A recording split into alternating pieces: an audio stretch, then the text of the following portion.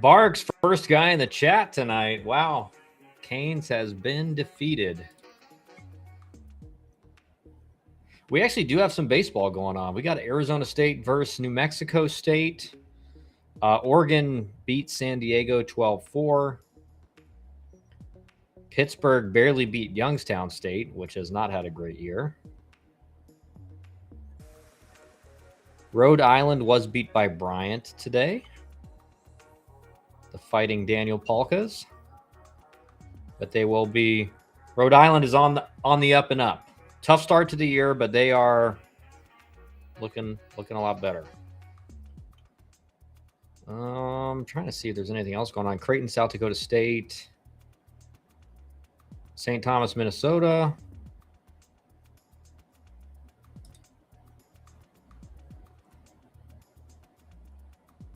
So I'm going to pull up this. Also, once we get most of our regulars in here, I do have a kind of an announcement on what the next content for the YouTube channel will be. Actually pretty excited because I've just had a great idea. I think it's a great idea. You know, you never know, but so I'll be showing you guys some of that stuff as we get everyone rolling in here. While we're waiting for everyone else to join, I am gonna get. It is a little bit earlier than I usually start the stream, so where is this? Oh yeah, I'm gonna have to look it up because there's a lot of stuff going on right now. This is, what game was it again? Arizona State. Oh yeah, and I want to watch Arizona State because I have not got to watch much of their games. And they're playing New Mexico State, who is 3-3 in Conference USA.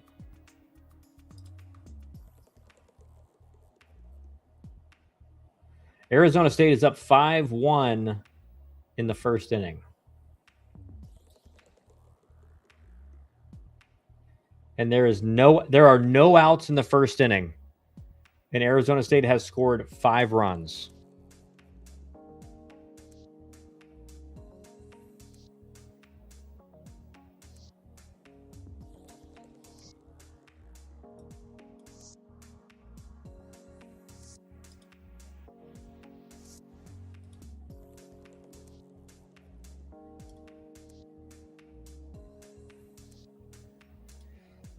Yeah, so I've been trying to come up with like a logo / like branding for this like series I'm going to start. And I've been utilizing Grok, which has been actually really cool. Like, it's amazing as much as AI is terrifying, it is all the tough thing about it is that it is also just like, quite frankly, amazing. Like, it's able to edit videos and create branding in like 2 seconds.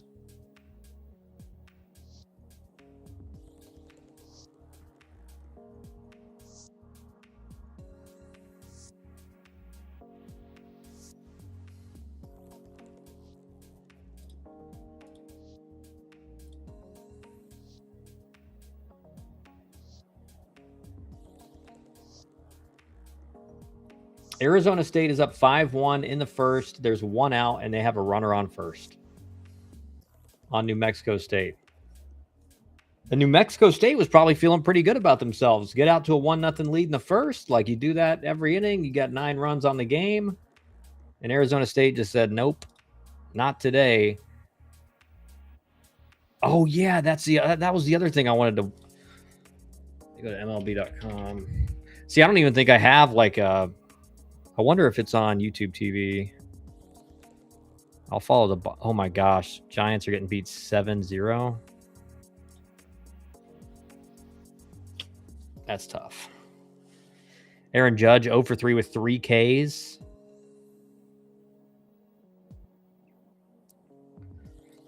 No home runs for the Yankees either. It's just a bunch of knocks.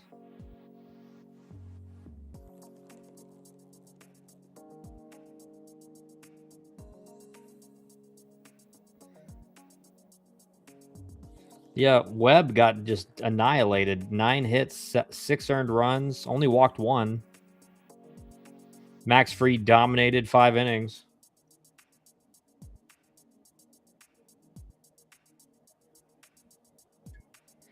That's the thing, like in a Major League Baseball game, 7-0 lead in the top of the 6th is almost like, this is going to be tough.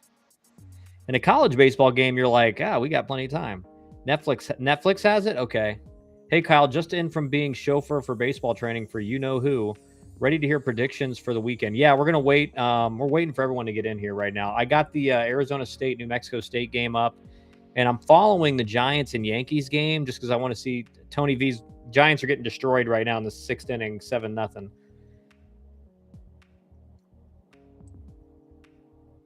Good evening. I had my phone on D&D, so I didn't see the notification. No problem, man. By the way, you were right about Volpe. Didn't agree with you at first, but man, you were right. Appreciate that, Barks. And listen, it's hard in today's era of like social media with baseball because there's so many talking heads out there that are trying to convince people that Volpe's a good shortstop. And it's like, dude, he's never had a good year. He's not good. He's terrible defensively. First off. And so in my mind, when you're not good offensively and you're terrible defensively, it's like, there's next man up. I can't believe it took the Yankees this long to start someone else. AI is crazy good and getting better by the day. Scary. Videos should all have to be watermarked AI. Yeah, it is. It's terrifying. And I saw I'm sure all of us have seen it on Instagram, the reel from Terminator when Arnold Schwarzenegger's like basically talking about the history of how Skynet took over to whatever, what's her name? Connor. What's her first name? I can't remember. But it's like eerily similar to what's going on. It's like, yeah, all aircraft went autonomous and had perfect flight records. And then, AI took over the government, surveillance. And then you're like, oh, wait, this is where we're at right now. What's up, Mott? The news is out on Siscar Search, so we will see how we do. It's opening week for baseball in the Northeast. Yep. Canes is on top of things, as always.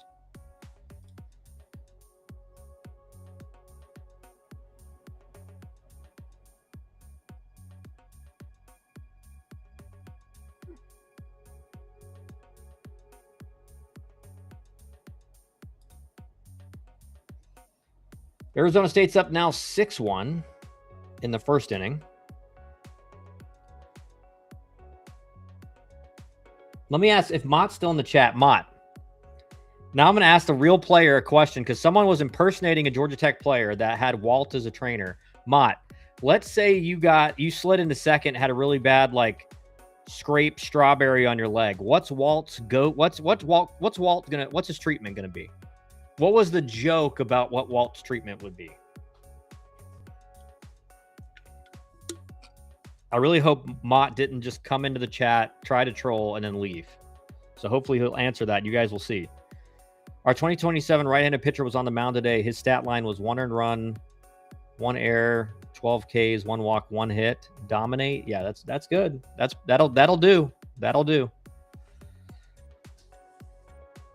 I'm hoping he doesn't get drafted. He was nasty today. It's tough for a right-handed pitcher. I mean, how hard does he throw, Canes? He's got pretty good command. He had one walk. But right-handed pitcher's got to be, I mean, don't get me wrong, like right-handed pitchers, cold spray, that's a good, but what would, if he took you into the training room, what was he going to do, Mott? What was he going to do in the training room? Cold spray is a good answer too, though. I should have clarified in the training room treatment, not on field. Ice and stem. Ice and stem. Told you guys. I told you guys. Someone last night was trying to impersonate that they played at Georgia Tech and while we were there. And I'm like, who is this guy? And I'm like, I will know you've played with us if you can tell me what Walt's treatment in the training room was for basically any injury. And Mott, what did he keep in the freezer? What was in the freezer that he used for treatment as well?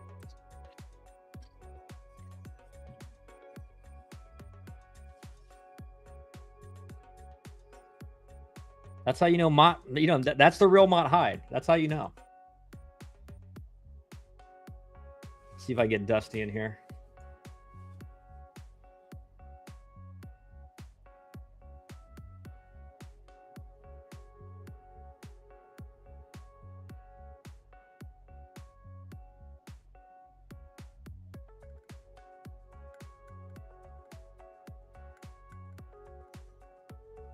Where is my group chat?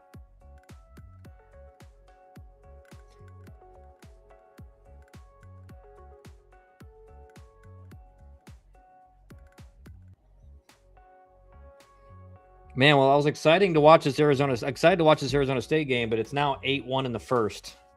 Holy cow. 94 mile an hour according to his last bullpen, but it was a local high school broadcast, so we didn't have the radar gun. But he had good command of the mound, and it wasn't high school strikeouts. They would have been college ones. His name is Chris Grasso, St. Joseph's Prep. Yeah, see, 94, if that's his top, I don't, and again, he's a 27, so like a year from now, he could be throwing upwards of 96, 97, and then it is definitely a draft scare for Miami. Miller High Lifes. But what was the other thing? In his freezer, not back in the equipment room. Walt did like a good Miller High Life. Big High Life guy.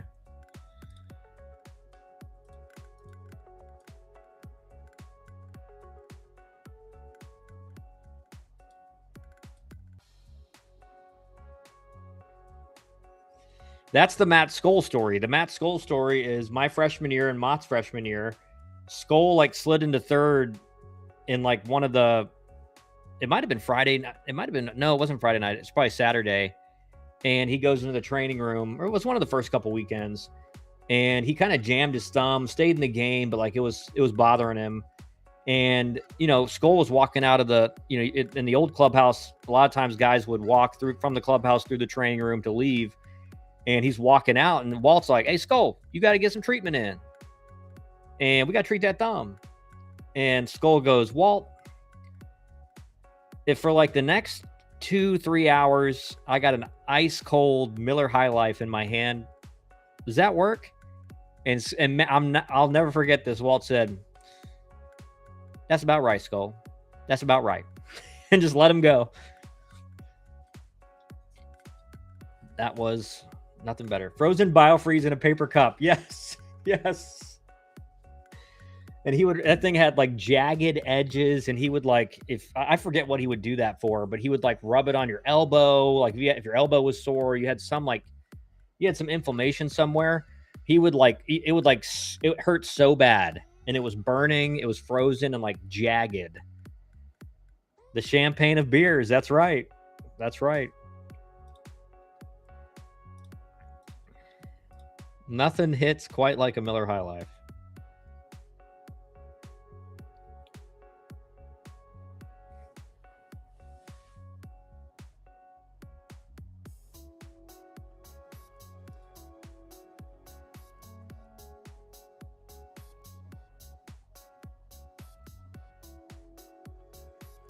Well, New Mexico State does get out of the first inning, but Arizona State is out to a commanding lead.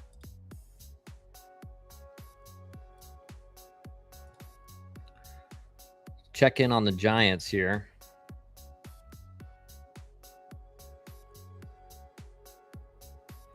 Three straight lineouts for the Giants. Line out to Jazz Chisholm. Sharp line out to Aaron Judge. Sharp line out to Aaron Judge.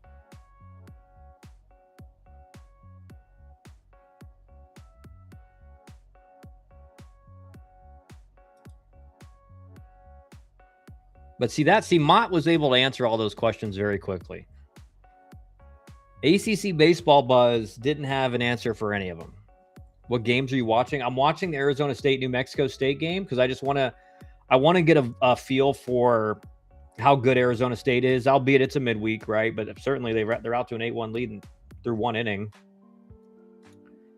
But I'm also keeping track of the Giants and Yankees game because I was kind of hoping to see Vitello get his first win, but they are losing 7-0 in the top of the seventh. Actually, I think it's maybe top of the seventh now. Top of the seventh. Blue Green Street, Miami going with true freshman in opening game against Clemson. Are you surprised they didn't go with Rob Evans instead?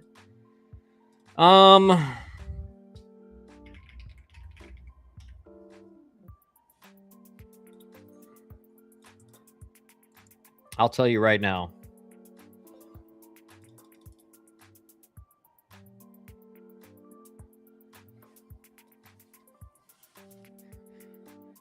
Well, here's the thing with Clemson. They have three really solid starters on the weekend. So I think if you're probably not going to want to move up other guys and just let them stay on the same schedule so they can at least be at their best, I guess is what you could say. Who's the freshman they're going with, though? Which freshman are they going? I've been keeping track of the teams we play and the other local Florida teams play or played. Santos Olson is a good pitcher, man. I've been high on him since high school. Siscar's hurt. Yeah, I know Siscar's hurt. Canes gave me that inside info a couple days ago. Canes has all the knowledge. So who is it? It's Santos Olson.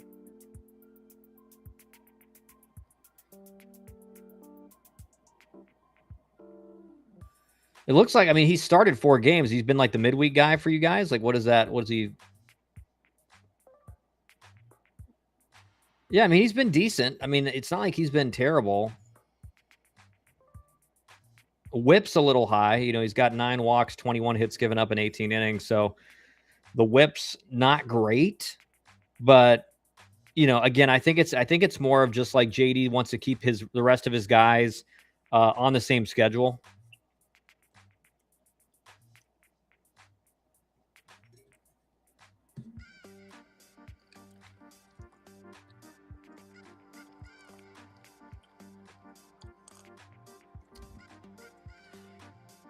Yeah, and that's good that it's a midweek guy because at least he's got, the worst thing is when you bring in like a long reliever to cover a start because it is just, it's different, man. Like the preparation's different. You're used to kind of chilling at the start of the game and you got to lock in around the 3rd or 4th inning, depending on how your starter's doing. If you're a long relief type guy, 3-inning guy, at least as a starter, like the prep is essentially the same, but obviously the stakes are a lot higher. But really, Aiden Knock or Canuck, I hear people pronounce his name both ways. So whatever it is, he's the type of guy, like he's going to have some games where he dominates teams because his changeup is so good. He can throw strikes with all of his pitches. But he's been getting hit around, man. He's just been getting hit. It's weird. Like, I'm going to pull up the stats just so I can tell you guys. I remember going into the Georgia Tech series, his numbers were really baffling. So Aiden Canuck he's got a 4.5 ERA, so it's not terrible. He's doing okay ERA-wise. He's got 22 innings pitched and 5 starts. So he's averaging significantly less or below 5 innings per start. In those 22 innings, he's given up 19 hits, 8 walks. So he's right a little bit above 1 with a whip. and 38 strikeouts in 22 innings. Like, this guy strikes out a ton of hitters. But he has given up 4 home runs, 4 doubles. But I think a lot of it, guys, is the defensive play behind him. He's given up 16 runs, only 11 earned. So he has given up a lot of like unearned runs in those 5 starts. He's averaging like at least 1 earned run per start. But also think about that. Like I tell you guys, sometimes like the bad defense doesn't show up in the box score as like an error, but it will cost your pitcher runs that end up being earned. And so actually, if you look at the numbers, like Knox having a pretty good year, but his ERA compared to the rest of his numbers, like, doesn't quite make sense. Is Clemson a hard place to play at? Yeah. Yeah, it's loud. It's loud. They get a lot of fans. It's particularly bad for the opposing bullpen because the fans are like on top of the bullpen. Yeah, I would say that. I would agree with Canes. I think Clemson, in terms of like crowd intensity and how many are there, and the environment, because they got the stands in the outfield, like all over the park. So the one thing is, with Clemson not doing great, like maybe it's not as packed as it typically is. But I'll give you an example from my playing days, Blue Green Street. My freshman year, we went to Clemson. I'm playing center field. First inning, after the top of the first, I run out there. The entire left field bleachers are packed with students, and they're chanting the girl who I was dating at the time. They're chanting her name, saying all kinds of obscene things. Now, that didn't bother me. You know, I was able to kind of just like let that roll off my sleeve. They were talking trash to me and saying all things about me, probably saying I was like skinny and tiny and all that stuff. But I just kind of laughed that off. But that some players, that gets in their head, man. Some players let that affect them. Actually, a lot of players let that affect them. So it's a hostile environment. And as far as ACC places you go, it's probably the most hostile. Like Florida State also has a good crowd. They don't have the stands like all around the outfield, so it's not quite as intense. But I would put like Clemson, Florida State as probably the 2 hardest places in the ACC. Because you go to like Virginia and UNC, like they get a lot of fans, but they're not like that intense. Like they're not saying like obscene things to you. At Clemson and Florida State, they will.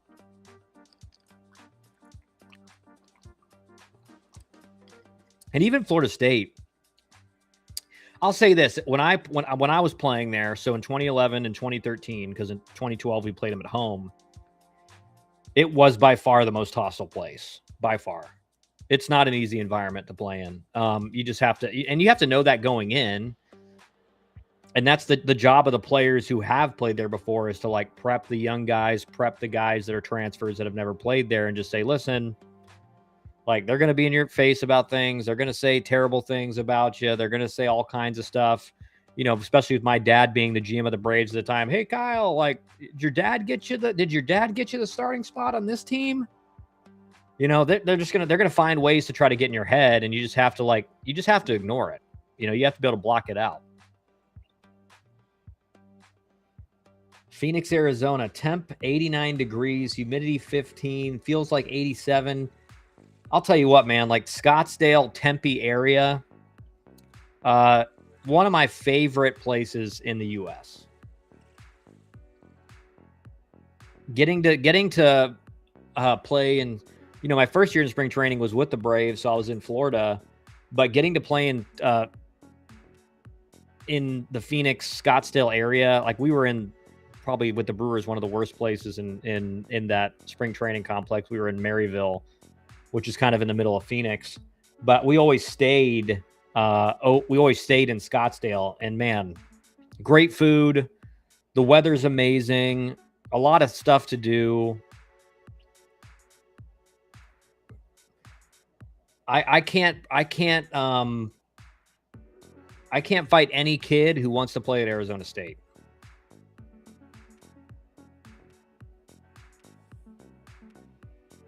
And Arizona State is kind of getting back to the Arizona State of old.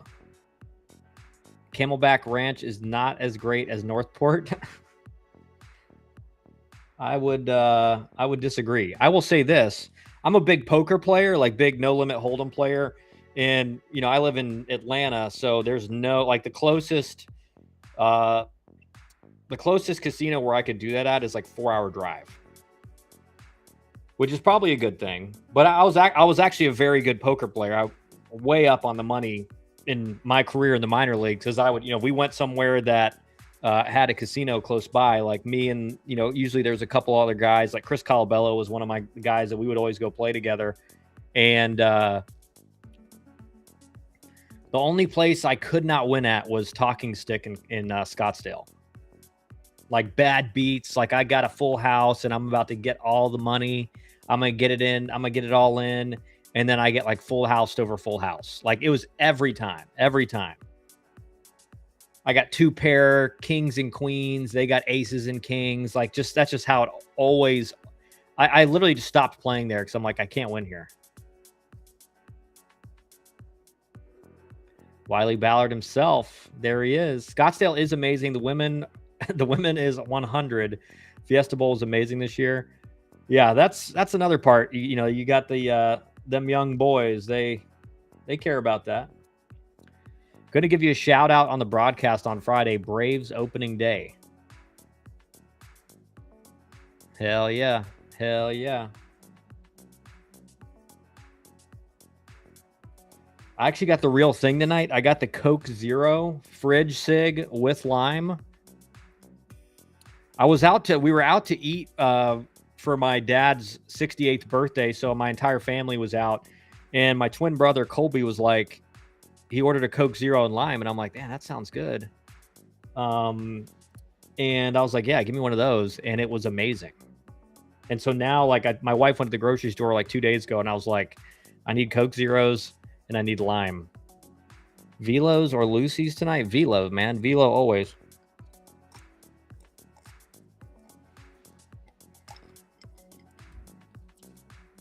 Velos, I think, are of all the ones you can get at the gas station, Velos are the best.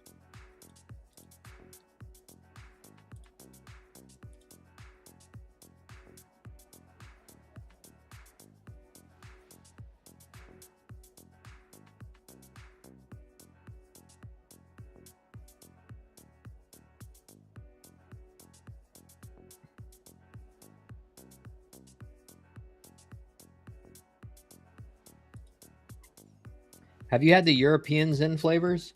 I have, just because Polka like orders them in bulk from Sweden. And so he'll like tell me if he's doing it and I'll be like, yeah, get like a couple of these flavors. And they are really good. But I'm just like a mint guy. Like it's either like wintergreen or spearmint or mint. Alps spearmint. Nick Nodelman, you're 100% right. Alps are the best by far. The problem is I have been told there is a gas station semi close to me that sells them, but I have a gas station literally 30 seconds from my house if I get in the car. And so I just go there. It's like I can't be bothered to drive like 10, 15 minutes to go get them. But I have had Alps and they are by far the best. Like they don't taste dry. They actually taste like they're actually really high quality. So I agree with you 100%. The Alps are the best. But as far as the ones that you can get at pretty much every gas station in the country, the Velos are second best in my mind.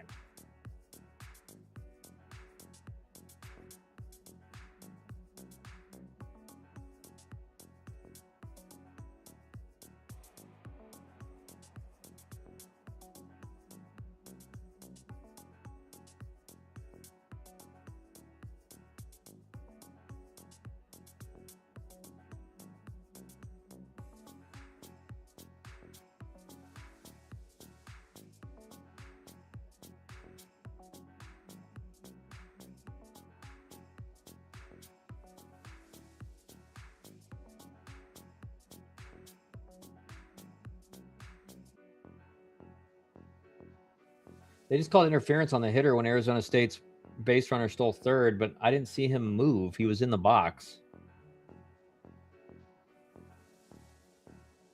Not convinced there's the listed amount of nicotine in Alps. Why? You think there's more or less?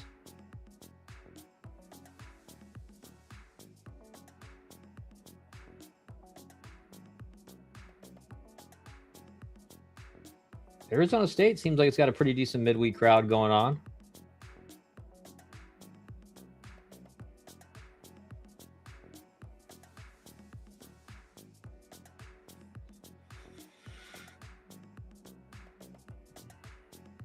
Less. Definitely buzz harder off Zyn. Maybe, I don't know. Maybe there's just more in Zyn than they list. I don't think so, but breaking, WBE has informed me that he's hopping on the stream shortly. Nice. Yeah, I've been wondering where he's at. I got an announcement about future content for YouTube, X. I'm going to show you guys a little sneak peek. Tucker Carlson, yep. And how bad was that? Like Zyn just totally dropped the bag. Like Tucker Carlson was going on every podcast on his own, like with the Zyn can and putting it on like the desk where everybody could see. And they were like, well, we don't like his politics, which is like, okay, fine. But it's not like anyone really cared. And I feel like probably most of the people that use Zyn probably are more on the side of Tucker Carlson. And so then he was like, screw this, not gonna show them anymore, and then made his own brand. And you're like, dude, you just made your own competition. Like, what are you doing? Need Tucker and Shohei to come out with a combined Zyn ad? Well, he won't do a Zyn ad. He got to do Alps.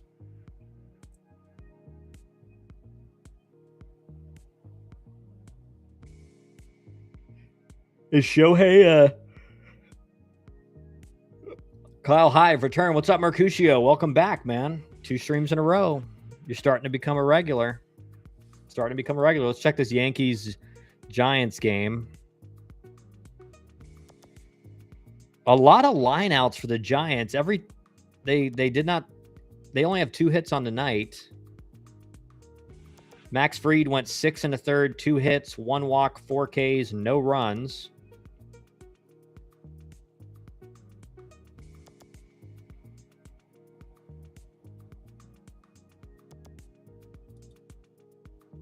Shohei's a Zyn man confirmed. I don't know if you saw the tweet. I didn't see the tweet.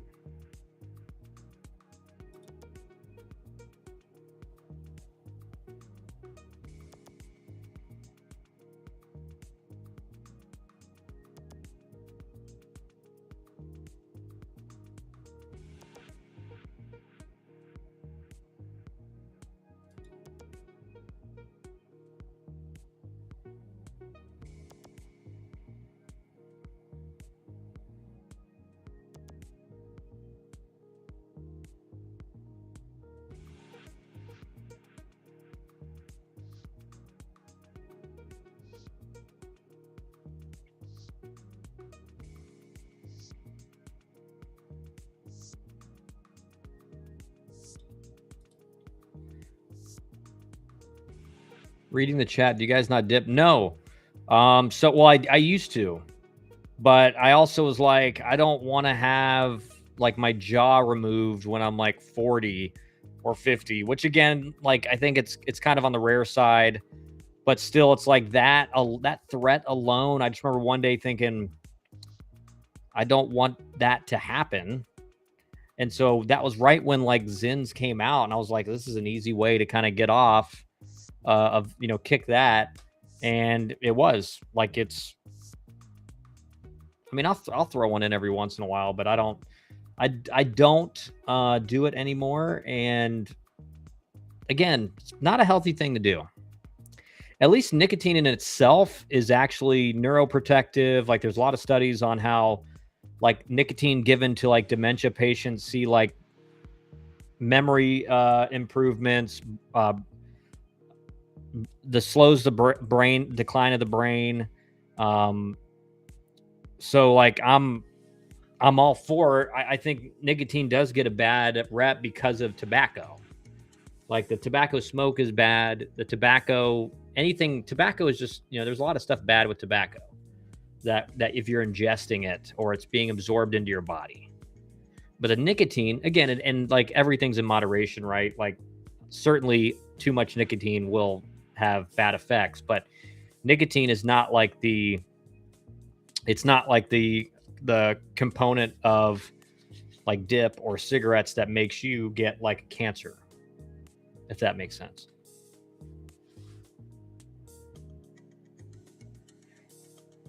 D3 Finley beats BGSU, doesn't affect Georgia Tech RPI.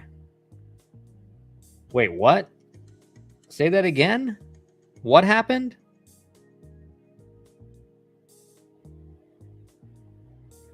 What makes them do Thursday, Saturday instead of Friday, Sunday? Is there any reason they schedule it like that? Yeah, it's the prime time. It's always like one ACC series of the week is like the main ACC series. It's on ACC Network. And then SEC, same thing. Nicotine destroy your cardio. It can if you take too much, which like I probably do. But if you do like, I think it's something like 6 to 9 milligrams a day is not going to have any impact on like your cardiovascular system.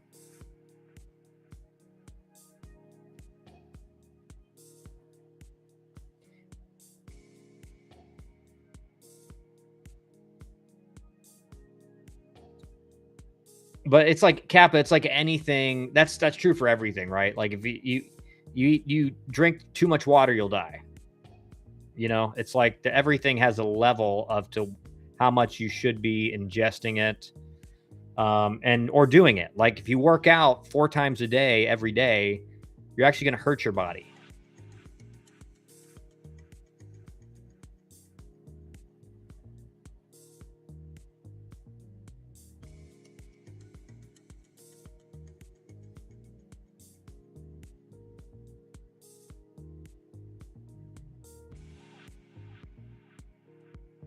Man, Arizona State's pretty packed for a midweek game against New Mexico State.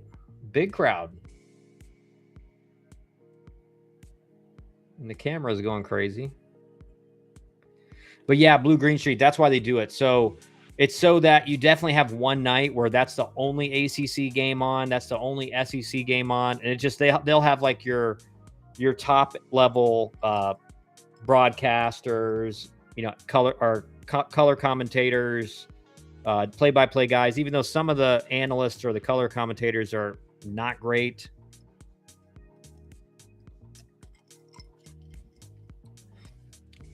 Like there are some guys who they have on there who are like, you know, the guy played in the big leagues a little bit, but you listen to him talk about the game and you're like, did this guy play at a high level? Like he's not really talking about anything.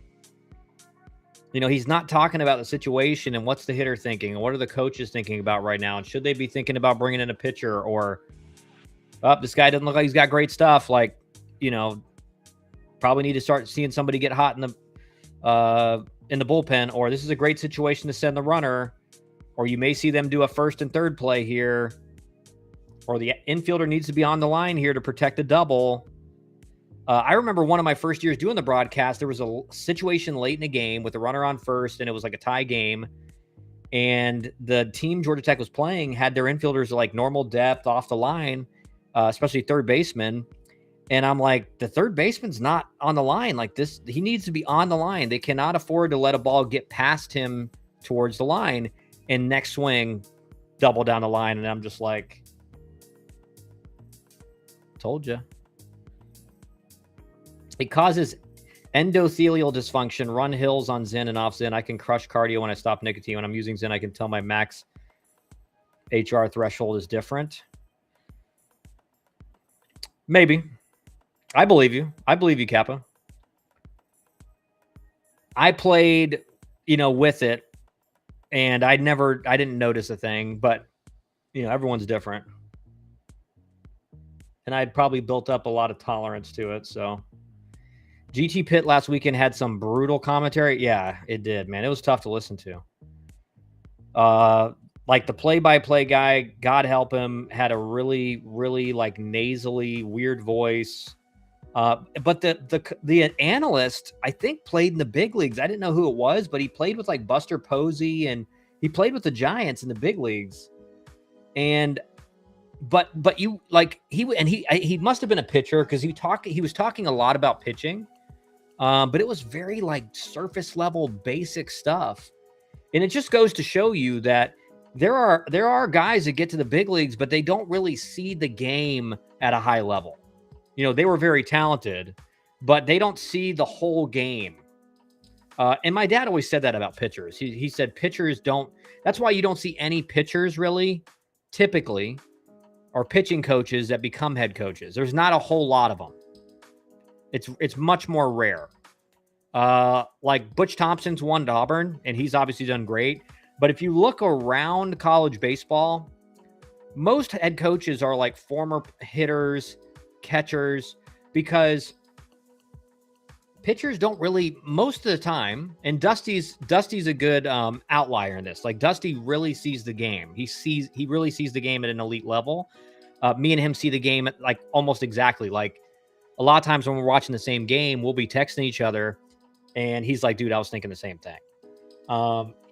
But so most of the time, like if you see a guy on the broadcast who's a pitcher or was a pitcher, you're not gonna get great analysis.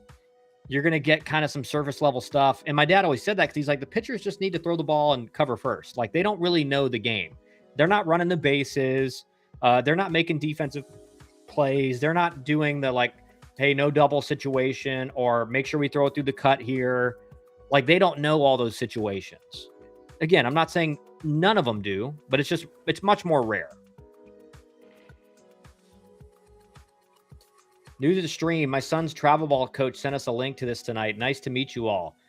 Benvolio Montague. Hello, Benvolio. Welcome to the stream, man. Welcome to the stream. Appreciate your son's travel ball coach.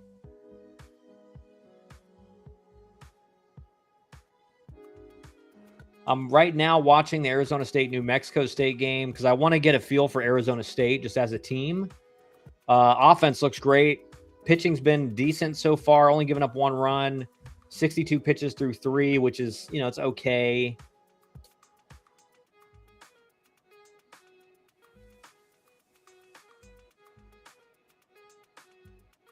But so that's why when you're watching a broadcast and like you find out the guy was a pitcher, you can probably start listening and realize I'm not really getting any insight into the game. He's kind of just saying what's happening. You like the worst color commentators are the guy who's like, yeah, man, he's great swing on that ball. He's trying to drive this run in here. And you're like, yeah, we all know that. Like, what's his mindset got to be? What's his approach got to be? What's he got to be trying to do against a pitcher with this kind of stuff? Sinker slider guy. What's his approach got to be? Where's he got to be looking? Where's he got to lay off? How does he need to adjust his approach based on the situation? How many base runners are on? Are there runners in scoring position? Are there runners on second and third? No outs, 1 out with the base open. Pitcher's probably going to pitch around him. Because even if he walks him, now we got to force out at every base. It's stuff like that. If the color commentator is not talking in that way, in most of the game, because sometimes it's like the leadoff, it's the first hitter of the inning, and it's like, all right, pitcher's trying to attack him. Doesn't want him to get on base. Leadoff guy in innings trying to get on base. Like, it's simple there. But as soon as like things start to happen and there's runners on base and we're in the 4th inning and the guy's pitch count's getting up and there's no one hot in the bullpen yet, his velo's going down, guys are starting to, we're starting to see barrels. I mean, that's what I did when I coached at Georgia Tech. I was picking up tips on the pitchers, but I was also like kind of a bench coach. It was like, we just brought this guy in from the bullpen. He's given up 3 barrels. We got to get someone hot. Like, he's not fooling anybody. Everyone's hitting it on the barrel. And even if he's getting outs, like the guy could, let's say he gets a soft ground ball out first, and then it's like barrel, outfielder makes a great play, barrel right at the shortstop. Hey, he got out of the inning, but we need to get someone moving around in the bullpen playing catch. Doesn't need to get hot yet, but we need someone ready to get hot if next inning comes out and the first pitch is hit off the wall. My 8 under team won 20-12 tonight in 6 innings. Would have made you proud with our base running philosophy, Kylo. What was the base running philosophy? That's what I want to know.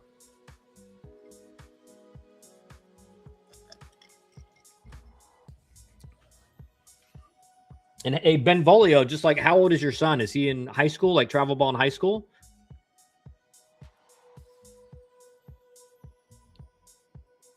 What position does he play? Any questions you have, man, don't hesitate to read. Don't hesitate to ask in the chat. That's why I'm here. All I do on these streams is we talk baseball. Usually we watch games. There's not many games going on, so I'm watching this Arizona State, New Mexico State game, and it's already kind of out of hand. It's 8-1 in the third, Arizona State up, so we're kind of just talking game. Giants, I'm following the Giants. I wanted Tony Vitello to get his first win tonight, but Yankees are up 7-0 end of the 8th inning. So it's not looking like that's going to happen.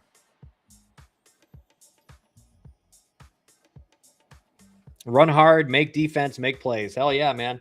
Dude, with the 4-year-old guys that I'm coaching now with my 4-year-old, I'm out on the field when they're on defense, and I'm like, well, New Mexico State is going to answer. They're going to score their second run of the game. I'm out behind him, and I'm like, nothing gets by you. Knock it down. Like these 4-year-olds, they don't even know what I'm saying, but I'm just like, nothing gets by you. Knock it down. And when a guy knocks it down or like accidentally blocks it or like hits off his leg and bounces a little bit off, I'm like, yeah, baby. Yeah, baby. One kid actually is playing first base, and it's like terrifying when they're this age. And, you know, we're letting them play first base and we're letting the guys throw it to them. And luckily it's like never close most of the time, but this one, a ball bouncing it, like it's a softer ball, right? So it's not going to hurt that bad. But, you know, it hit him off his chin and he just wore it, picked it up, threw it to me. And I'm like, dude, I love that, man. Wearing it off your face. That's awesome, dude. He started smiling from ear to ear. 16 under, we're starting to get some offers and interest from schools. Congrats, man. That's awesome. That's awesome.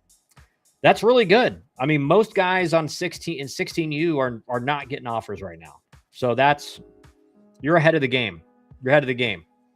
Recruiting has slowed down dramatically. Canes, what is your son's name and location? Yeah, Canes is like a low-key. He's got a lot of ties to Miami, just so you know. So don't feel like you got to give that out in the chat.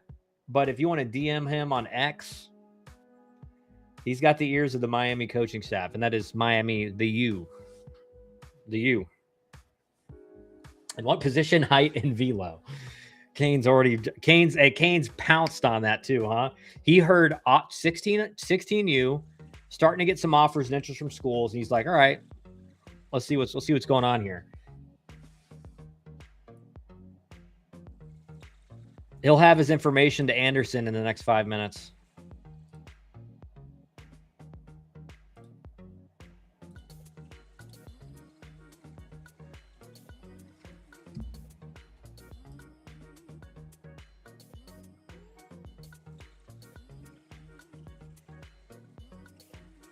He's a two-way, 6'1", sits 86, 88. Okay. What position does he play? In the field. Two-way, I mean, legit two-way. And I've always said, this is what I've said since kind of all these changes have happened, especially with the shortened roster size, is a lot of parents out there say like, oh, well, he's a two-way. And what they usually mean by that is like he's like mainly a hitter and he throws like 85 off the mound. And it's like, okay, as far as two-way, not the D1 level yet. So like they really, two-way is huge value if you're legit on both ends. If you're legit on both ends, two-way guy that's massive value. So 86, 88 as a 16 and under or 16U guy, that's great. We're located in Peachtree. Okay, I grew up in Peachtree City, Georgia. Okay. Do you play for Dave Stevenson? Is that the team you play for? Canes all over him. Take a breath. Yeah, Canes is just like, he pounced, man. He pounced. He heard this guy's got offers. Yeah. Yeah, we recruit Georgia. You should also send his info to Kyle so you can send it to Georgia Tech. Yeah. Was playing in the infield, but feel like there's better opportunity in the outfield. Well, In the outfield, unless you're playing center field, and even if you are playing center field now, there's a lot more pressure on the bat. It depends on the infield position too. If it's a middle infield position, I would go all in at developing there. And again, maybe he ends up not being an infielder, but I will tell you this: with the portal and NIL and the shortened roster spots, outfielders are the position besides like first base. Outfield is the position that's been hit the hardest as far as like recruiting of high school players, because there's so many outfielders in the portal that hit like 315 with like 9 home runs. What's your thoughts on that? Should we push him to have him play second base? Not sure he has the range for shortstop. 100% play second base. I mean, go all in on that. And you know what? Like, work on shortstop. Work on your first. Work on his first step. Work on his agility. Like, get an agility ladder and do agility drills like for 20 minutes a day. Take ground balls. For every infielder I either work with or I give advice to, I say, when you take ground balls, make them challenging, because if you're not making errors in your ground balls, you're not being challenged. If you're not being challenged, you're not getting better. Second, when you do take the ground ball, when you're throwing it over to first, get rid of it as fast as you can and throw it as hard as you can. I don't want to see when guys are taking ground balls and I see the ground ball and then the shuffle and like the glove pat and then the throw, and I see that all the time. I'm like, all right, well, he's not practicing to be a shortstop at the next level. He's not practicing to be an elite defender, because elite defenders, they catch it, get rid of it. You watch any Latin guy in the big leagues, most of the time. Now, these guys are elite, supremely talented, so they can do the glove tap and get rid of it because they throw it 98 across the infield. But most of the time, what you see is they get it, get rid of it, and they have a good internal clock. They know how hard they got to throw it. I would definitely go in on developing at second base, but also with how hard it is to get in the lineup as a freshman now, like, work on the outfield too. Be a guy that when a coach comes to evaluate him, they're like, you know what, he plays second base. He can probably fill in at third. Maybe he could even fill in at short, and we could put him in the outfield if we need to. He's an athlete, right? Like, positional versatility is the biggest hack in the game right now for recruiting, because if you can play only one position or two positions, that's only two positions you can fight for in a lineup. But if you can play all, two outfield positions, you can play 2 or 3 infield positions, a lot more chance to get in the lineup. Should we be specializing him one way or the other, pitching versus hitting? No, work hard on him, work on both as hard as possible until one becomes, like, all of us get told at some point, this is what you're going to be. But until that happens, and it's hard, and it's more difficult because you got multiple. I didn't have to do that. Like, I didn't have the arm strength to be a pitcher. That happened when I was like 8th grade. So I just worked on being a hitter and improving my speed and defense and everything like that. But do them both, because like I said, if you can be a legit two-way, and he's 86, 88 right now, very likely that in the next year and a half, he can get up over 90. Like, he's a legit arm on the mound. So I would do both. From donating to helping with recruiting to having a bigger recruiting network, that's how you get back on top. 100%. Kyle, Charlie Wilcox is from my area. How's he doing at Georgia Tech? Started out pretty bad. He did pitch against Pitt this past weekend. I think he went like 2 innings, maybe 3, and looked a lot better. Certainly the stuff he's got really good stuff, but command issues were a thing. Like, this is what high school pitchers struggle with in college is, and you guys have heard me say this ad nauseum, the strike zone is so much tighter. So the high school strikes that they're getting that are 3 inches off the plate, 4 inches off the plate, that doesn't happen in college anymore. So what you see with high school pitchers, which I think is the biggest jump now to the Division I level, is the pitches that were strikes in high school are balls now. So they're 2-0 to every hitter. And it doesn't matter how hard you throw, especially at a high level Division I, if you're 2-0 to every hitter, you're getting crushed, and you're walking guys, and you're not going to have success. Kyle, sorry I'm late. Had another ministry function. Wouldn't know that from the way you talk in this chat, WBE. But that's a good excuse. That's a good excuse. Should we be specializing? You already answered that. Wow, you have Wiley Ballard on the stream. That's so cool. This is Wiley Ballard Enjoyer. This is not actually Wiley Ballard, but I will say Wiley Ballard Enjoyer, myself, we know Wiley very well. I've known Wiley for, it's got to be certainly like 10 to 12 years now. I'd done a ton of broadcasts with him for Georgia Tech before he became, the Braves guy that he is now. And he's really blown up, which I'm really happy for him. But I did a ton of broadcasts with him at Georgia Tech when he was kind of the main play-by-play guy for Georgia Tech for a long time. So I've known Wiley for a long time. Hey, I like to cut up with the boys. I think you understand that. I do. I'm giving you crap. I'm giving you crap. I think Jesus has a sense of humor. I really do. I 100%.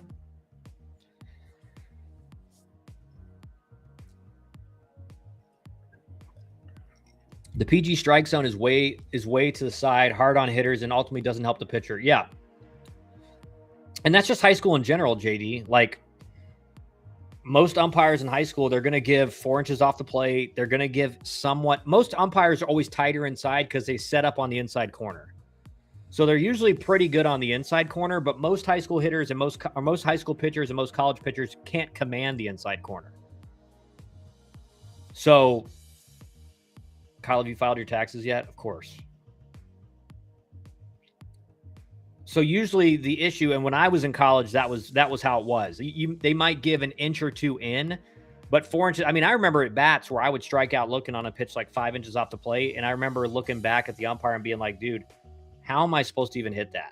Like, I can't reach that, and I'm pretty close to the plate. I cannot reach that." So the strike zone, and that's why I think, a lot is said about, the balls are juiced in college. They are 100%.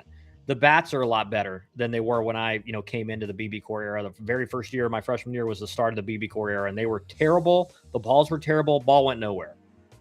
But another variable in that equation is the strike zone is way smaller now. So the balls jump way more. The bats are better, and the strike zone's a tin can. Strike zone's really a pro zone. I mean, it really is a pro zone now. So that's why it's so hard for pitchers, even guys that come in as freshmen with really good stuff, is they fall behind every hitter. And college hitters, especially in like the really good mid-major conferences, the Power 4 conferences, you get those guys in 2-0 counts consistently, you're giving up hard outs, or you're giving up a bunch of hard base hits. Where is Hyrule and Bucky Banjo? And is Dusty alive? Great questions, guys. I don't know. I texted Dusty. He's just not as dedicated as he used to be, man. It's just simple as that. I will say this with Dusty. He just bought a new house, and he's also trying to sell his old house. And so he does have a lot going on right now. And I know his son had been having some sleep regression. So it's been a little bit of a battle at night. Like, he's waking up pretty early. Like, he texts me a lot, and it's like 9:30 or 10 o'clock, and he's like, Griff's up. So he's got a lot going on. So I will give him that. He's probably a lot more exhausted and tired at the end of the day than he was last year. So we'll give him some slack. But certainly, as soon as his old house gets sold, he's got to be back in here.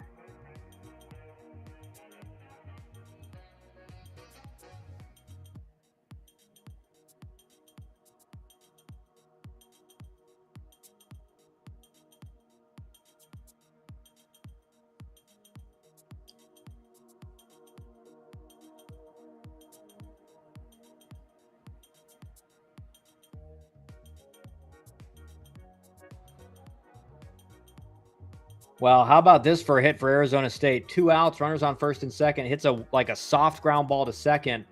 The first baseman must have made a move and went to the ground hurt. Beats it out, base hit. Man, if you're struggling and that happens, you feel like I'm alive now. I think College Zone needs to allow a little more on the high side.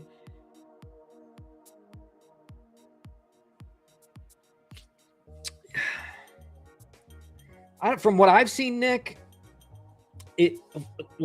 I'll agree with you in some sense that it seems to be pretty umpire. It's the top of the zone seems to be pretty subjective, umpire to umpire. You have umpires that are either they're very consistent calling that high strike, or they never call it. And so, me as a hitter, and same thing as a pitcher, you're always going to value an umpire that at least is consistent over a guy who will, call it a ball one pitch and then call the exact same pitch a strike. So your job as a hitter, especially in that first at bat, like my job is when I was a leadoff hitter my whole career, my job was always to say,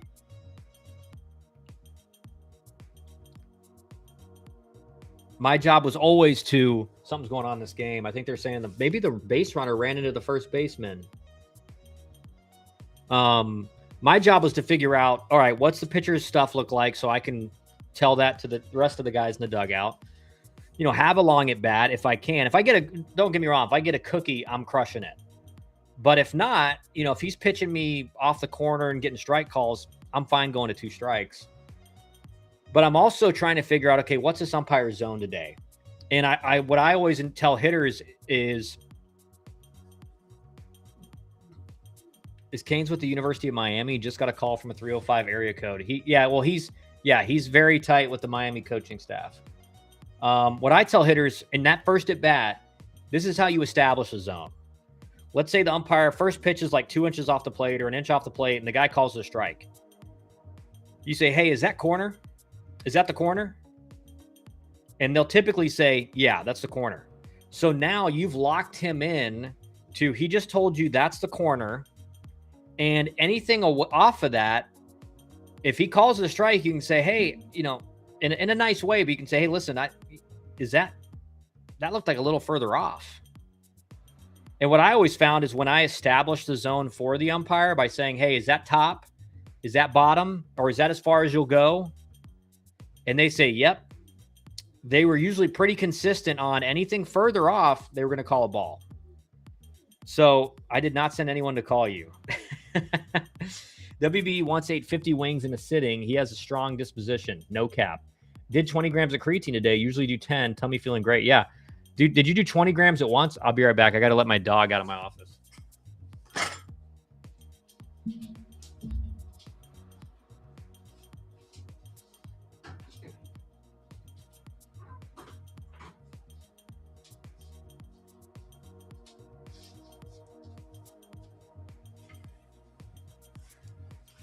Yeah, Canes is pretty dialed in. I don't know if he can get that. I don't know if he can get that kind of action that fast.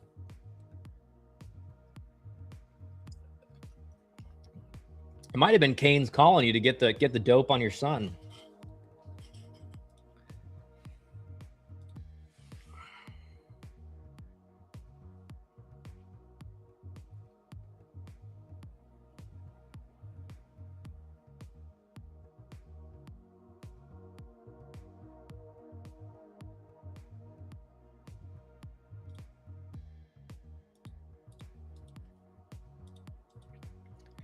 New Mexico State gets out of the jam. No runs given up.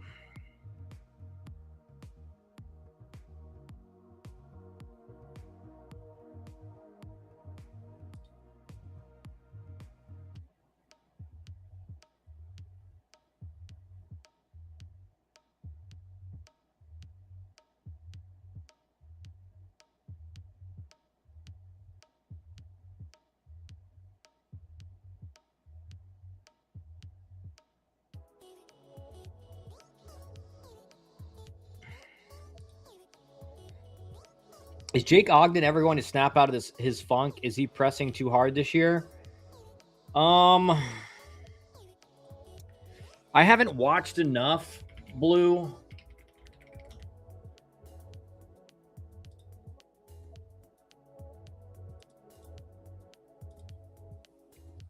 Let's see.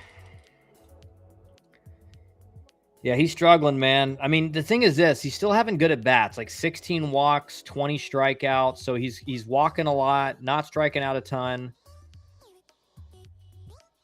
3 doubles, 1 triple, 3 home runs. I'd have to watch the at-bats more to have a sense for like what the struggle is.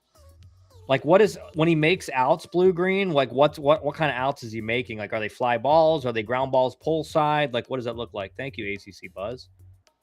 I miss Hyrule. Yeah, I mean, you bullied him out of the chat, man. You bullied him out of the chat from last night.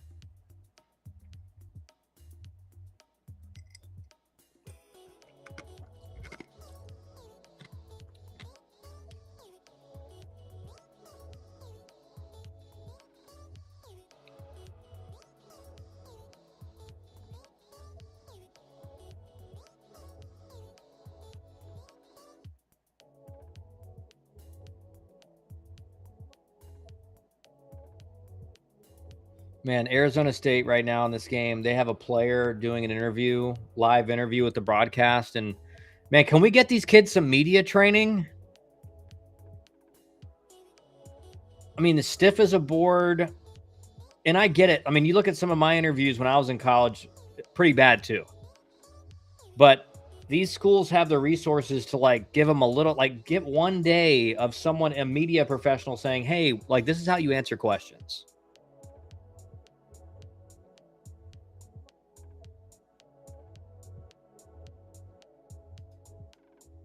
Van live interviews, to be honest. Yeah, it's always brutal when they're interviewing a coach and something bad happens. And you can tell the coach is like, can I please get off this interview? And they're still asking him questions. And yeah, like, because I think there's a disconnect with like the people in the broadcast booth or the producers and like what goes on in a game. Because I think a lot of people, especially like the production people, they think, oh, the head coach is just in the dugout, like he's not doing anything. And the reality is like he's got to be locked into the game. He's sometimes having to tell his coaches like, hey, let's move that guy. Let's move him into the opposite field gap in the outfield, or let's move him back on the infield. Like ultimately the head coach is the final decision maker in that. And a lot of times the assistant coach is like I would always go up to DH and say, hey, you think we should we need to get somebody hot, or we need to do this. We need to move these guys around a little bit. Or hey, he doesn't look like he's got his stuff tonight. Like we gotta get someone ready. Like that happens every inning in every pitch. And so I hate it when I see that. These kids have zero personality. Well, it's just like they do, but they don't realize they can be themselves in an interview. They don't have to be this like stoic. Like the question was like, hey, you had a weekend series going into midweek, and then you got a big weekend series coming up. So what's your thought process with the midweek games? And he's like, well, these are really important. They can make or break your season. And yeah, you got to play it like it's your World Series. And it's like, yeah, like just like be loose, be yourself, like talk like you're talking with your buddies. Like don't act like an idiot, but talk like you're talking with your buddies.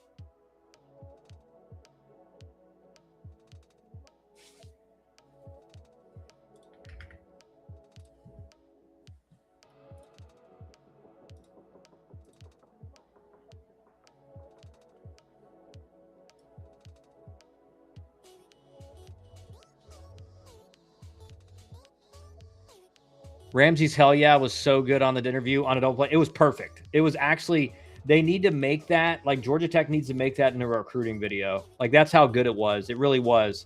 And it was great because he also at the same time, one second, I'm just fix something here.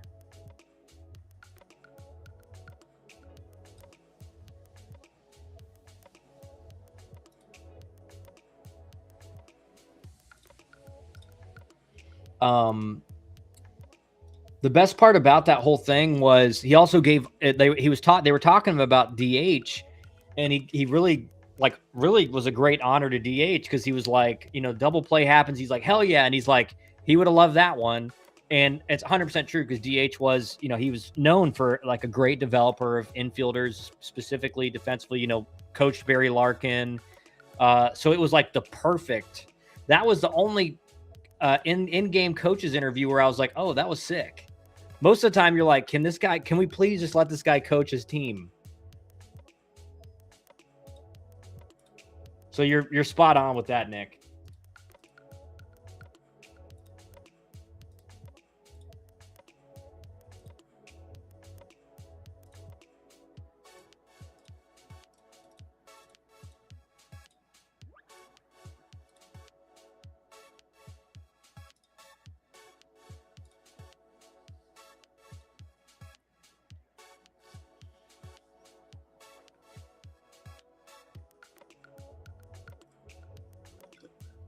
All right, well, let's look at some of these series coming up this weekend. So tomorrow night we have Miami Clemson. We'll do a stream. Hopefully we'll be able to catch some of that game while I'm streaming. We'll definitely lock in on that. Oklahoma, Texas as well, so we'll lock in on that game. That starts at 8 Eastern, so we'll get to see a decent amount of that. And then moving over to Friday, like look at the big series. So we do have Virginia, Boston College. We'll get to see a big test for Boston College against Virginia. It is, they are playing at Boston College. So that should be, it's a great setup for Boston College to kind of get an upset. So we'll get to see that. Another great matchup will be North Carolina, Notre Dame. We'll get to see, all right, how legitimate is Notre Dame? Notre Dame back in the top 25. They've looked great so far. Great test for them against UNC. Florida State, Duke. We'll get to see if Florida State can continue the dominance they've shown in ACC play. Alabama and Auburn. Alabama coming off the sweep of Florida. Like, we got a ton of great series. I mean, we're in conference play now. So, like, every weekend we're going to have great. Ramsey also, like, never cusses. Made it better. Yeah, that's true. I live in Miami now post Pro Ball. Those fans are very obnoxious. I stay far away from Coral Gables. Oh, Lord. Canes is about to have an aneurysm. Feels like there's been a lot of marketable stuff early this year. There has. 100%. And I do think Georgia Tech's social media team is doing a lot better as well. We got, let's see the rest of these series. We got Georgia Tech, NC State, battle of two really good offenses. Another great, this may be like, if again, going into the conference play, Clemson looked like it was a great early test.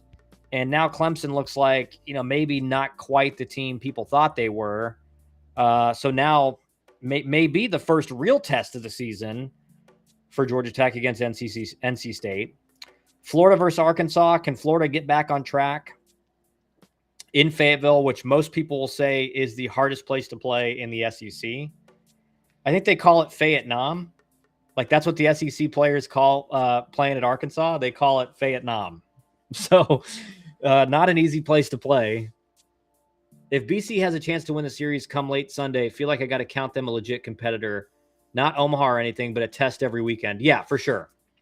For sure. Yeah, I mean, I don't think anyone's saying BC is like an Omaha team right now, but certainly if it's a close series against Virginia, even they lose 2 out of 3, you're thinking, okay, BC's, you got to take BC really seriously when you're playing them. Scary part about BC is the fact that they're consistently underestimated. Would hate to face them in May in a must-win weekend. Yeah. And it's like with the way they run the bases, they just create a lot of issues for teams because pitchers nowadays are just not used to dealing with that. They're not used to playing teams that run a lot and run all the time. It's different when the guys, teams may steal 2 bases a game. Like BC is going to try to steal 10. And so for pitchers, it's like, can they remain focused on the hitter while also containing the running game? And what happens is usually because BC is so aggressive on the base paths, it draws that focus away from the hitter. I talk about this all the time. When a pitcher is on the mound and he knows this guy's going to try to steal, some of his focus that would normally be reserved for the hitter is now on the base runner, and that's going to lead to more mistakes in the strike zone. And that's what you see BC doing right now. Who needs it more, Clemson or Miami? I would say they both need it equally. Miami does have one more win in ACC play, albeit probably against weaker competition than Clemson's faced. But I think Clemson's looked worse than Miami. So maybe you could say Clemson needs it more, but both teams need it. They do call it Fayette-Nam. Frat boys love saying it too. I would say it all the time if I was an Arkansas guy. I mean, that gives you a sense of pride. Like, hey, you coming into Fayette Nam, you're not leaving alive. You're coming into the war zone. BC coaching staff makes me respect them way more now than before. Yeah, 100%. And listen, I always said that with Todd Interdonato, like it was going to take 2, 3, maybe even 4 years to really get an entire roster of players that can play his game.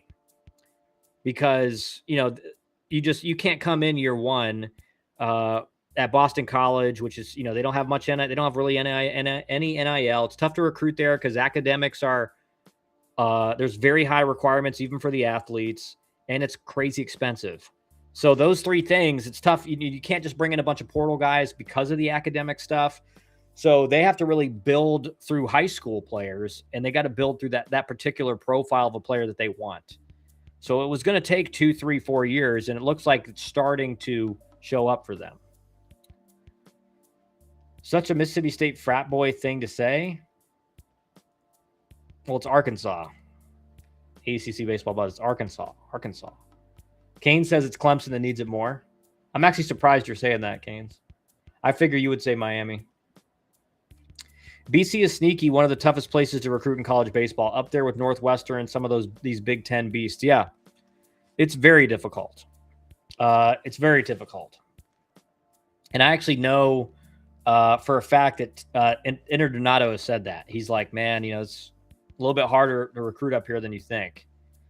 And again, it's because when you're basically a 6-figure tuition or right at it school, when everything's said and done with housing, room, food, tuition, books, and then, they got to be really good academically too. You can't just get in. Like Georgia Tech's an extremely high academic school, but like for an athlete, you can get in with okay stuff. Okay, like you got like a 3.0 and like a 10. I think when I was playing, you had to have like a 1080 on the SAT, which is like basically if you have a brain, you can get that. And so Georgia Tech doesn't have nearly the constraints in recruiting that like Boston College does academically. And then it's in the Northeast, and most players want to go south. Like the thing the Northeast schools struggle with is all the best players in the Northeast, they don't want to play in cold weather. They don't want to play in the cold. They want to go down south where it's warm. So that makes it even harder. And then you can only recruit, if you're Todd Interdonato, you're recruiting guys that can run at every position. So you're recruiting a very specific type of player. So you put all those together, it's tough. Kyle, if you took the SATs today, what are you getting out of 1,600? I have no idea. I will say this, elite test taker. I did not study much in college because I'm just very good at figuring out based on a question how to answer it. But I think SAT, if I took it right now, I don't know, maybe 13, 14, something like that. I'm definitely way smarter now than I was out of high school, but like also your brain, your cognition declines, I think, once you start getting to my age. So who knows? Maybe I'd be worse than I did in high school.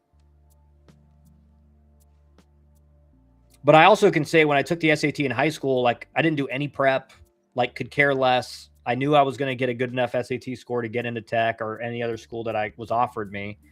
So it's not like I was sitting there thinking, all right, I need to get a good SAT score. It was just like, I just got to take this thing.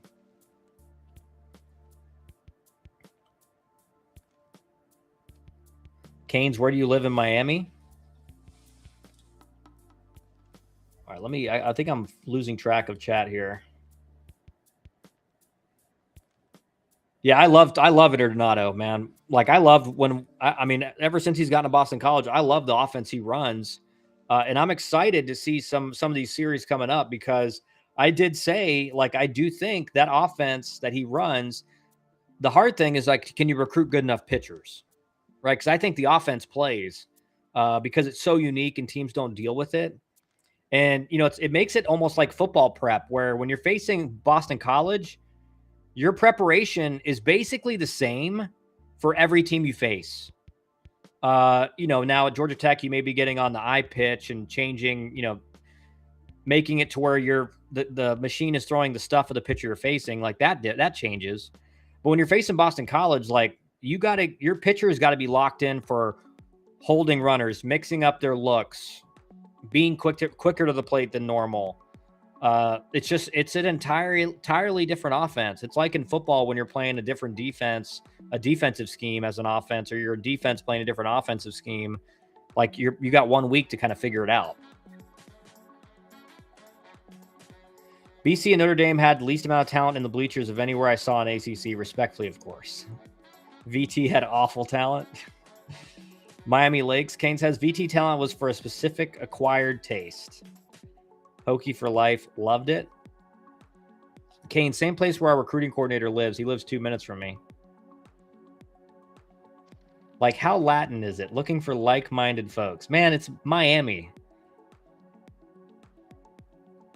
I think it's 99% Latin. Yeah, I was going to say, man. I was born, actually. I grew up first 10 years in Fort Lauderdale.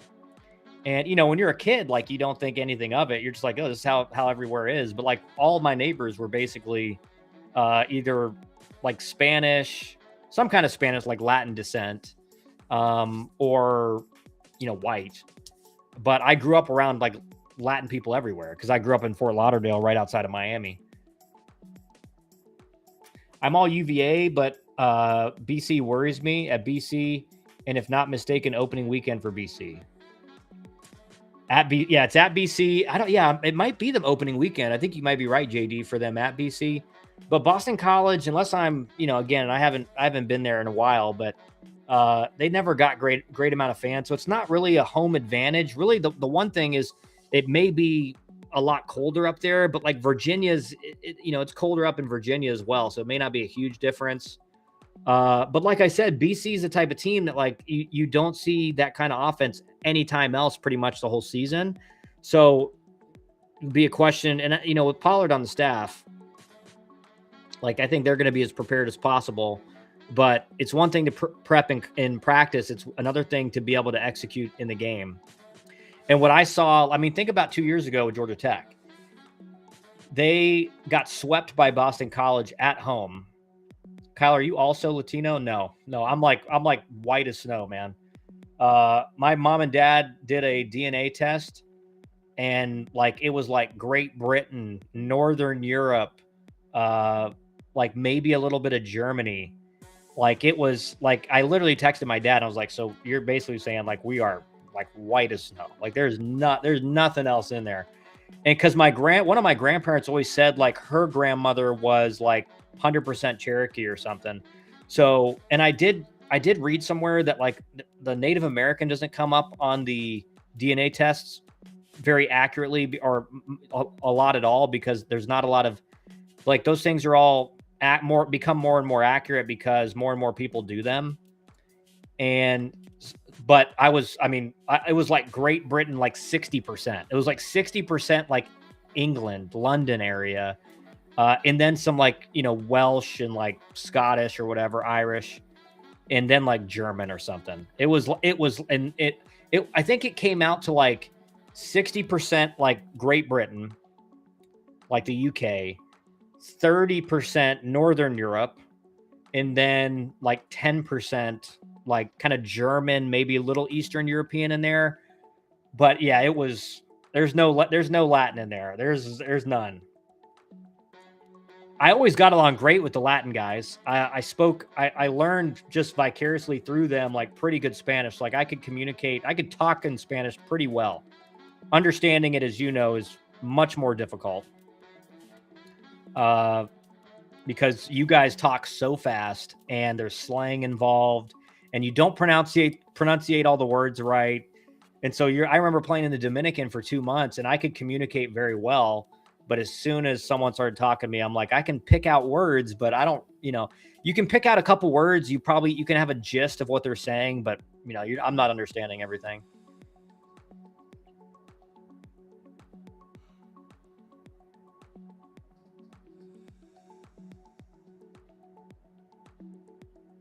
Canes is Latino, man. Canes is Latino.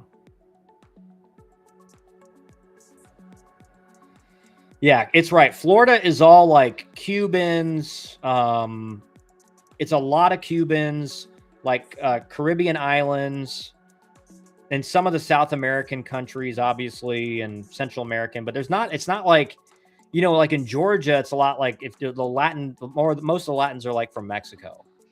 In Florida, it's like mostly Cubans and Caribbean, stuff like that. Kyle is old school American. Yeah, your accent is impeccable, Poppy. Thank you. JD said, "Ha." Yeah. I had similar DNA results, all Great Britain and Northern Ireland on dad's side. WASP gang. Yeah, WASP. White Anglo-Saxon people.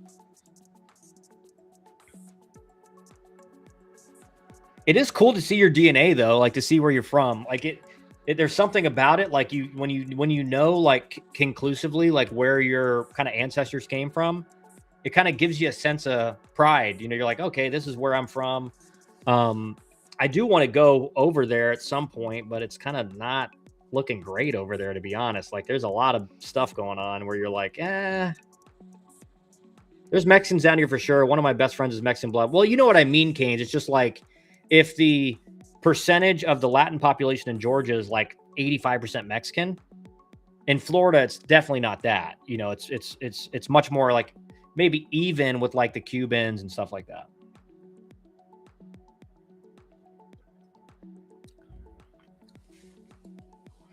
Boys trip next summer to Great Britain. I would love to go. My wife at Georgia Tech, she was in the Oxford program, like study abroad at Oxford. And so I think she said they spent like 8 weeks at Oxford and then went to the other 8 weeks. They went like around Europe. And I'm like, I always tell, like, if she ever tells that story to people, I'm like, yeah, I see. And they're like, and they don't know me. They're like, Kyle, did you go on any study abroad trips? I'm like, yeah, I studied abroad in Cape Cod. Studied abroad in the Cape Cod League. My best friend at the Canes game is white as it gets Jewish. Southwest SW Eagles fan? What's SW? Quant Stream from London. Canes wants you to put some respect on El Mencho. That's a good one, El Mencho.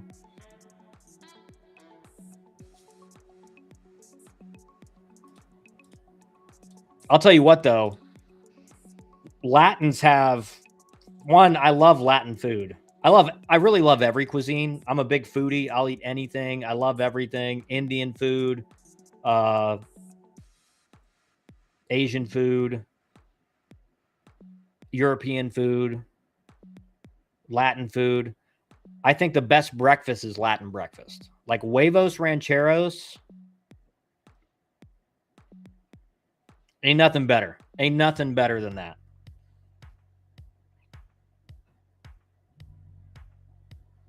Southwest. Okay, I said it right. Study abroad at the Cape. Yeah, I studied abroad in the Cape. I was studying baseball. Studied baseball abroad in the Cape.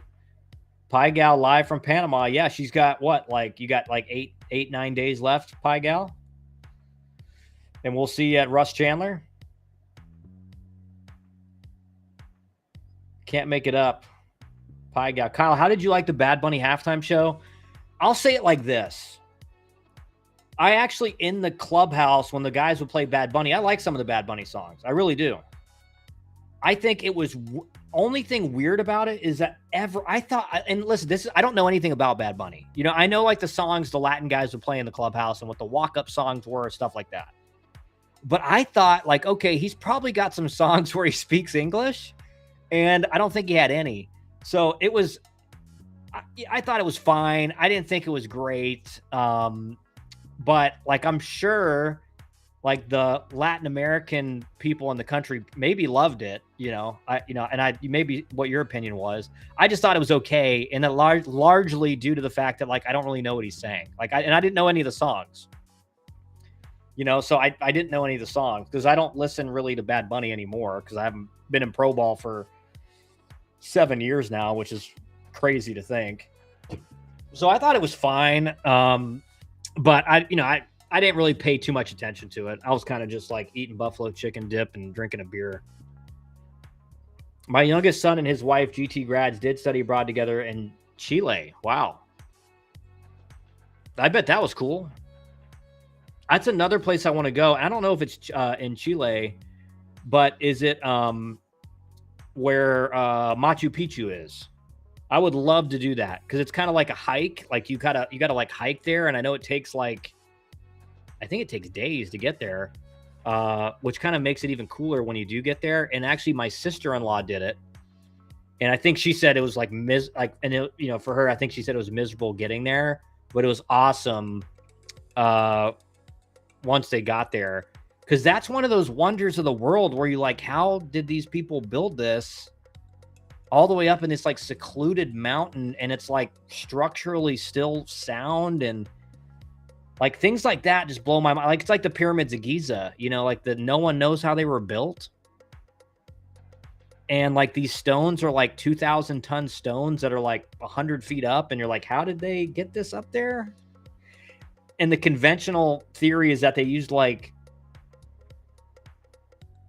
they made the sand wet, but it's like, how did you get it up there?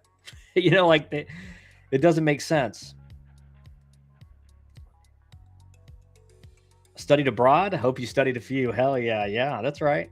Bad Bunny is as elite as it gets. I really do like Bad Bunny. I don't understand any of the stuff. I don't understand any of his words, and I didn't know any of the songs, so I don't listen to him anymore. That's Peru. Okay, it's in Peru.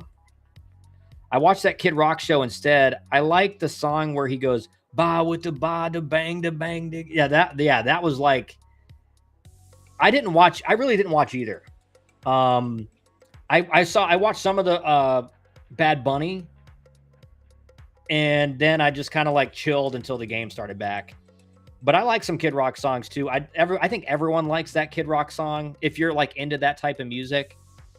But I didn't really pay attention much to either, because I started watching the Bad Bunny one because, again, I don't know any of his songs, and I'm like, okay, like I bet he's kind of like a global pop star.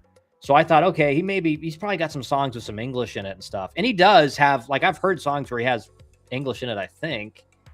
And so I just kept waiting for that. And then like 5 minutes in, I'm like, maybe he doesn't. His concert is the most packed I've ever seen at the Heat Arena, and I've been to almost every NBA Finals game ever at that stadium. Well, dude, no, of course it is in Miami. Like, I bet it's packed everywhere he goes in Miami. It was standing room only. It was insane, and it was all females. My dad is convinced it's aliens. He just went to the pyramid this summer. He is even more convinced now seeing them in person. Yeah, and we'll get onto this topic. So the thing that's weird about the pyramids is that typically as technology advances, structures are bigger, more sound, last longer, just more technologically advanced. The thing that's weird about the pyramids are the Great Pyramids of Giza, like the 3 Great Pyramids, are the oldest, but they're also the tallest, and they're the most structurally intact still. The more recent the pyramids that were built well after the Great Pyramids of Giza are much smaller. They're not nearly as well built. They're like crumbled down. They're almost fully collapsed. So that's the weird thing, is that you would think it would be in reverse, because you look across all the other civilizations as they get more technologically advanced. Like the buildings you see in New York City are way more advanced than the buildings you saw even in, like, you know, let's call it 1800s, 1700s US, or even over in Europe, some of the things they built hundreds and hundreds of years ago. Like the Eiffel Tower is more advanced than those. Like the World Trade Centers and the New World Trade Center are way more advanced. All these buildings you see going up in Atlanta, they're way more advanced. So it's weird that the pyramids, like the ones that are the tallest, the most impressive, and the most structurally sound still, the ones that are really the only ones that are still intact, are the oldest ones. So that's the weird thing about it. And they don't know how it was built. I mean, a lot of the stone that was used to build the pyramids is from a quarry that's like 500 miles away. So explain that.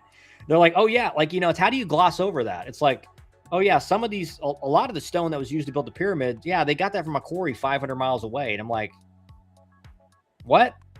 You're talking about thousands of pound stone, thousands of ton stone, hundreds of ton stone that was moved 500 miles through a desert. Like, what the conventional wisdom is, what, like 5,000 years ago? Even though I think it's pretty obvious they're much older than that. And you know, for those of you guys who are into this stuff, like if you watch, I think Dr. Robert Schoch's research on the Sphinx, and that it has heavy rain erosion around the enclosure of the Sphinx and on the Sphinx, and there was no heavy rains during the period they say the Sphinx was built, but there was like 12,000 years ago. So, but then you're talking about, okay, well, who really did build these things? Because the Egyptians that you think built it weren't, you know, that was like 6,000 years ago. I don't understand many of his lyrics, but his music is elite. Kane's best Cafe Cubano in Miami. Or Kane's best Cafe Cubano in Miami. Vicky Bakery or Ila Canarias.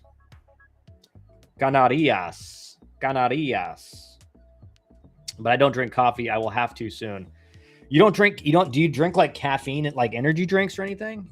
Or you don't do any caffeine? Dude, I'm not kidding. And this is from just like pro ball and like always being, you know, you play every day, so you need energy. I get about 400 milligrams of coffee or caffeine a day. And if I don't get at least like 200, middle of the day comes around and I get a pretty gnarly headache. So I've definitely developed a dependency. Oh, I didn't realize you were a woman, Kane. Sorry. Oh, wow. Mercutio's second day in the stream, and now he's throwing bows. Kane's taking shots. Yeah, he drinks tea. I don't drink coffee or much caffeine, Nancy. Yeah, my wife, like, and caffeine doesn't have nearly the impact on me. Like, I could drink, I'm not kidding, I could drink a 300 milligram energy drink right now, chug it, go lay in bed and fall asleep in 5 minutes. Like, it doesn't have that impact on me. It's kind of just like a feel-good thing now for me. But my wife, if she drinks like a full cup of coffee, she's like buzzing. So she's like really sensitive to caffeine. And I'll tell you, you know, talk about study abroad in the Cape, where I first got on to like high dosage of caffeine was I was in the Cape. I was a freshman, and every player on the team has to work 1 week of the kids' camps in the Cape. And so I had to wake up at like 6:30 in the morning to go work a kids' camp before playing a game.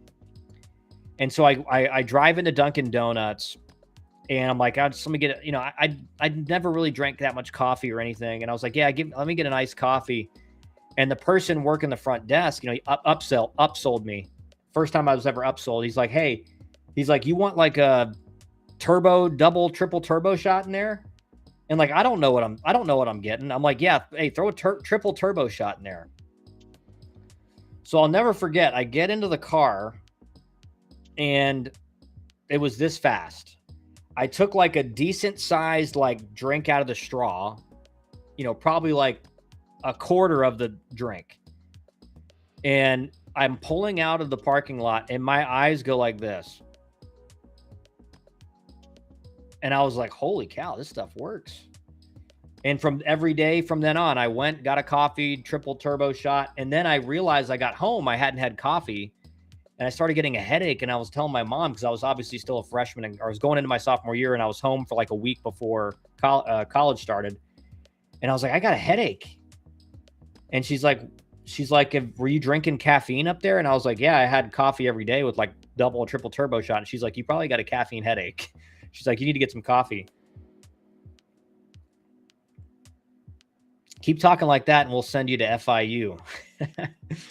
My brother takes espresso multiple times a day. Yeah, I like espresso. I like Americanos, which is espresso with like really hot water mixed with it. I like drinking just like Americanos black. Those are really good. I'm trying to taper off the energy drinks because I know there's something bad in there. You know, there's something bad in there, and I'm trying to taper off of that. because the body is actually really resilient. Like there's a lot of research out there that like, let's say like people that have smoked for like decades, if they stop smoking for like 3 years, their lungs regenerate and they're not like, like gray anymore. They look like the natural color, I think, which is like pink.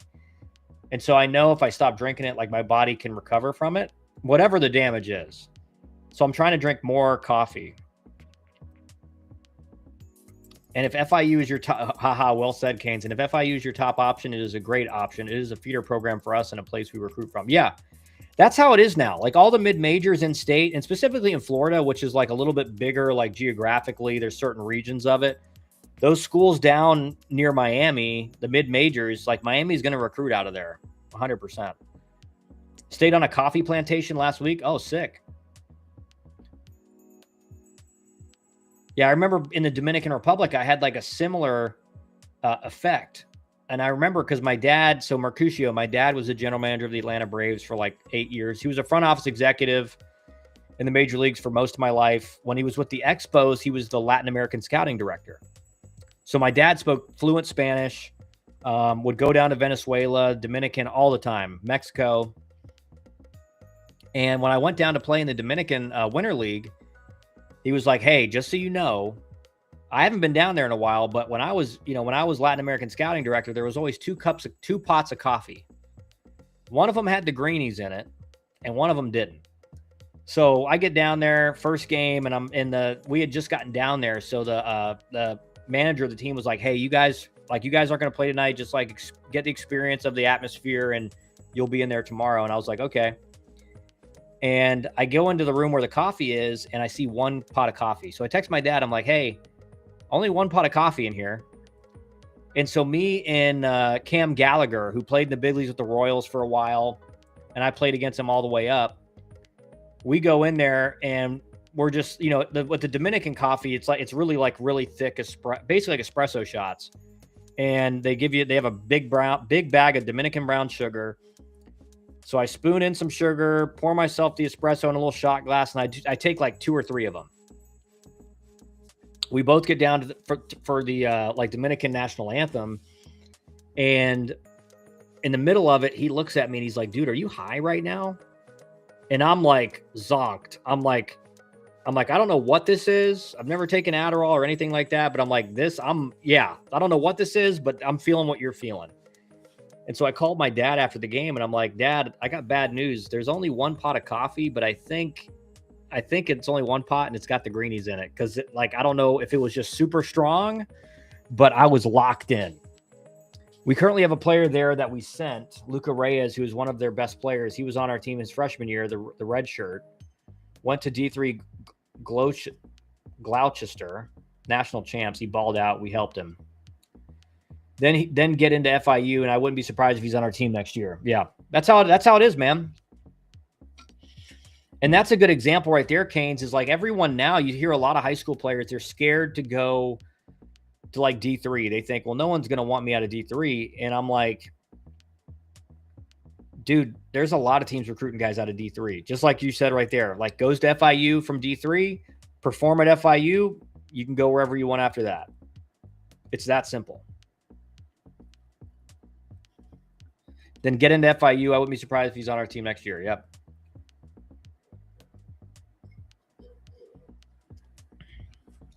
Man, Coke Zero and lime just hits different, man. Something about that's what they call Coke, Diet Cokes and Coke Zeros now, fridge cigs.